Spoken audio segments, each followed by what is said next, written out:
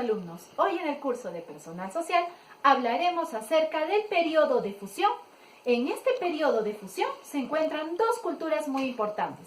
Estamos hablando acerca de la cultura tiahuanaco y de la cultura wari. Muy bien, voy a empezarles a contar algo acerca de la cultura tiahuanaco.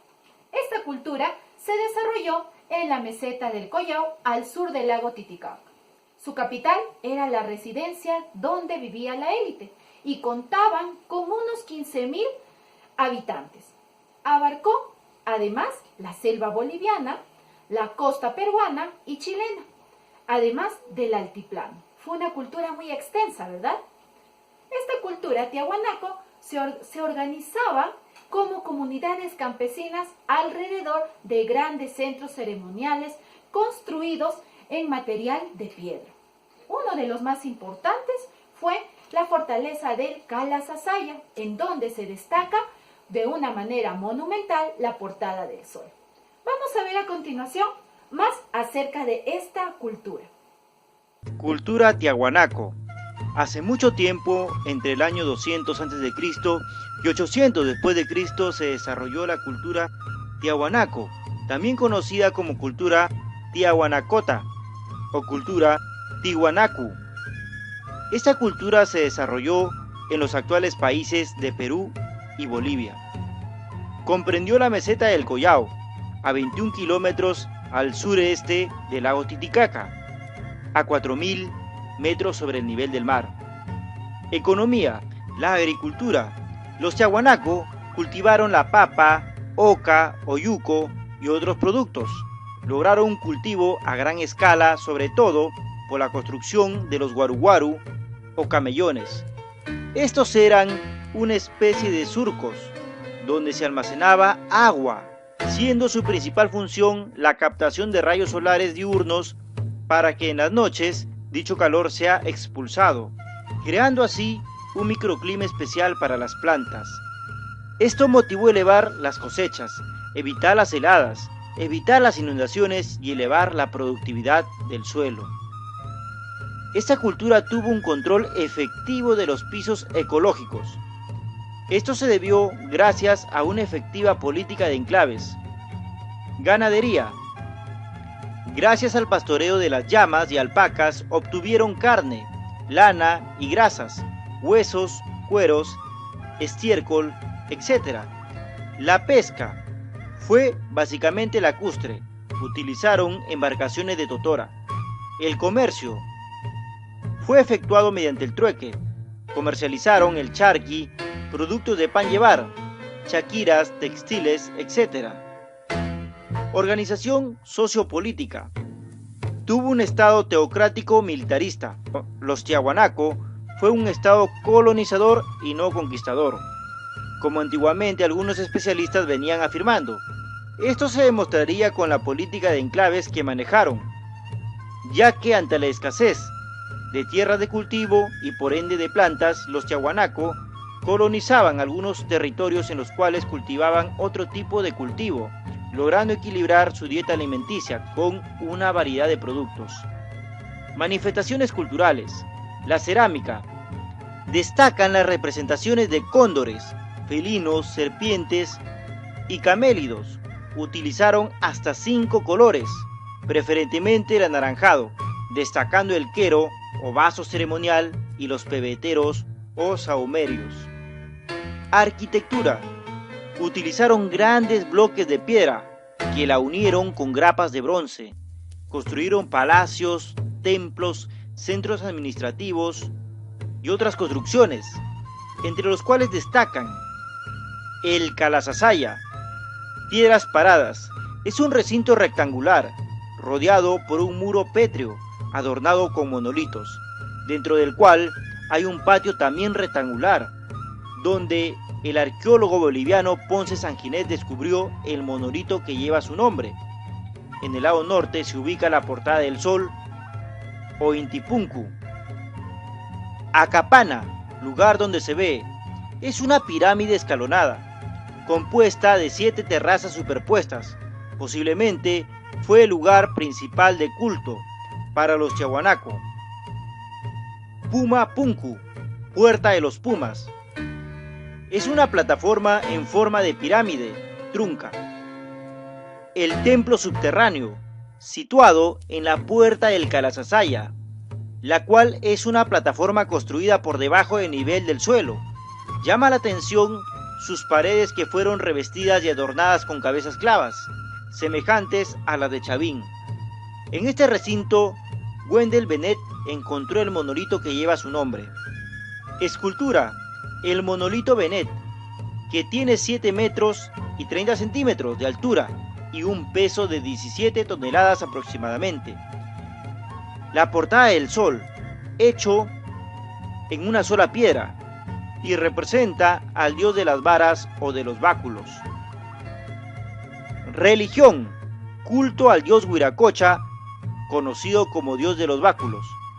Iconográficamente, la representación mejor lograda y conservada de la deidad de los báculos se encuentra en la portada del sol, en donde la deidad aparece en posición central, rodeada de seres alados. Ahora les hablaré acerca de la cultura Wari.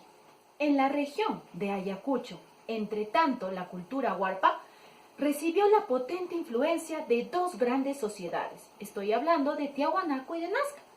Y construyó una economía y una sociedad basada en la ganadería y la agricultura. Acumuló muchas riquezas y poder y avanzó para dominar a las demás culturas. Es así como apareció la cultura Wari. La cultura Wari es conocida con una expansión política y militar que fue gracias al uso y al dominio de la religión. Esta alcanzó un gran prestigio, pues su dios principal fue el dios de los báculos. Los Waris fueron los primeros en los Andes que desarrollaron el concepto de ciudad, entendida como un centro desde el cual se podía administrar todo su territorio. Levantaron grandes complejos como muros para poder proteger las casas, almacenes y calles. Vamos a conocer a continuación más acerca de esta cultura. Cultura Wari. Hace mucho tiempo, entre el año 500 al 900 después de Cristo, se desarrolló la cultura Wari. Esta cultura tuvo su centro principal en Wari, en la provincia del mismo nombre, en el departamento de Ayacucho.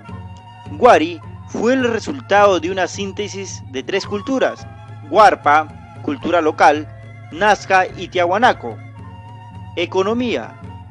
La base económica de Wari fue la agricultura y ganadería. Cultivaron papa, maíz, quinoa, oyuco, ocas y otros productos. También se dedicaron al comercio. En Wari se puede evidenciar que existieron centros de producción en masa de diversos productos como la cerámica y el textil. Organización sociopolítica. Wari fue un estado teocrático militarista y por ende hablamos de una sociedad dividida en clases. El imperio Wari tuvo que contar necesariamente con un poderoso ejército para mantener el dominio absoluto de las poblaciones tanto locales como foráneas. Pero el aspecto ideológico también fue aprovechado por este pueblo, quienes lograron la unidad imperial con la imposición del culto al dios de las varas o de los báculos. La ciudad de Wari. La ciudad de Wari fue la capital del estado del mismo nombre, Wari. El núcleo urbano de Wari alcanzó un área de ocupación de unas 2000 hectáreas en su mayor expansión, de la cual quedan como vestigios arqueológicos varias callejuelas con templos amurallados, patios ocultos, tumbas reales y edificios de viviendas de varios pisos. La mayoría de los edificios están cubiertos con yeso blanco, con lo cual la ciudad resplandece al sol de las montañas. Expansión territorial. Los Wari contaron con un poderoso y disciplinado ejército que se dedicó a conquistar pueblos. En cada lugar conquistado establecieron una ciudad, cabeza de región, con el fin de descentralizar el poder y tener el control y dominio absoluto de los lugares sojuzgados. Esta cultura destaca por su urbanismo. Construyeron templos, palacios, barrios residenciales, etc., hasta 3 pisos de altura, entre los cuales destacan Piquillacta, en Cusco. Es un centro administrativo y político importante de la cultura wari, fortificado y representa el urbanismo planificado. La forma de sus edificios es en algunos casos rectangulares y otros cuadrada. Wariwilca, en Huancayo, es un centro administrativo provincial de la cultura wari, en donde su construcción principal es un santuario o adoratorio. Guaricochapampa, en Huamachuco, en los tiempos de Wari se convirtió en un centro religioso importante. Se trató de una pirámide escalonada compuesta de 6 cuerpos. Wilcahuaín, en Ancash, es un centro de control económico y administrativo integrante de la red de su imperio, donde destaca un edificio de 3 pisos llamado el Templo Wilcahuaín, que formaba parte de este núcleo urbano. Pachacamac, en Lima, que incluso llegó a tener una gran importancia, igual a la ciudad de Wari. En los tiempos de Wari se convirtió en un centro religioso importante, llegando a influenciar hasta Huancayo. Manifestaciones culturales. La cerámica. La cerámica wari recibió la influencia de la cultura tiahuanaco y nazca. Ello implica que en un mismo lugar se puede encontrar varios estilos cerámicos. La cerámica de wari era de gran tamaño, que eran enterrados como ofrendas.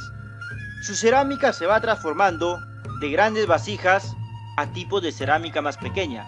Las formas más características de sus vasijas son botellas con cuello, cuerpo ovoide y base plana, cántaros con cuello cilíndrico, cántaros con cuello esfinge, botellas con pico, botellas con 2 picos cónicos, botellas con un solo pico y asa cintada, botellas con doble cámara.